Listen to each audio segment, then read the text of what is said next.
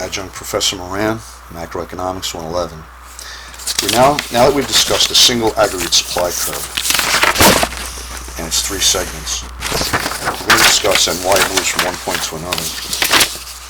And it moves from one point to another because businesses will make more if consumers want to buy more. We'll see that in equilibrium, and they'll make less if consumers want to buy less. But as they make more or less, their productivity will change and bottlenecks will occur or disappear, and that will cause an impact on their costs and resulting changes in the price level. Now let's talk about what happens when a short-run average supply curve shifts.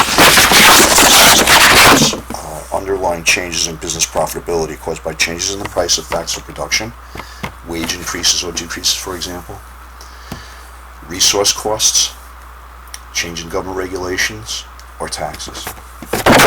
So we're at B, and if something increases average supply, we're moving to C. If something decreases average supply, we're moving to A. Notice that we're only showing the intermediate range of the aggregate supply curve. Unions grow more aggressive. Wage rates increase. That's going to decrease aggregate supply, and it's going to cause the new aggregate supply curve to go from B to A. That's a supply shock. That would be this scenario.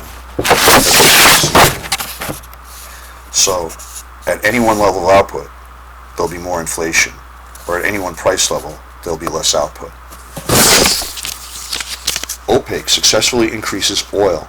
That's a negative supply shock. This caused two major recessions in the 70s, and again you're going from B to A. Oil is a cost to business. Labor productivity increases dramatically, so that is going to reduce business costs, average business costs, and cause average supply to shift from B to C. At any one price level, businesses will produce more, or at any one level of output, there'll be less inflation. Giant natural gas discovery decreases energy prices. That's going to reduce business costs, underlying business profitability. So at any price level, they'll produce more output and take us from B to C, an increase, a shift to the right. Computer technology brings new efficiency to industry. That reduces costs. It's an increase in productivity. It's going to increase aggregate supply, a shift to the right, and take us from curve B to C. Government spending increases. That's a trick question. There's no change. This is a change in aggregate demand. Cuts in tax rates increase incentives to save. In the long run, this will have an impact on business.